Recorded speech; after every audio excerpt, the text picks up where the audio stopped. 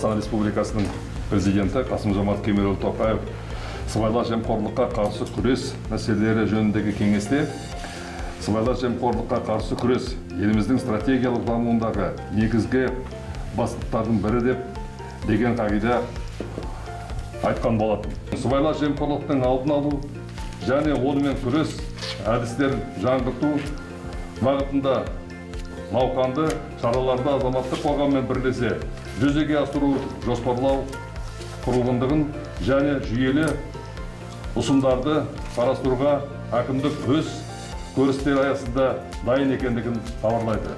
Қаншама жыл енді тәуелсіздік алғаннан бері осы мәселе көтеріліп келе жатыр.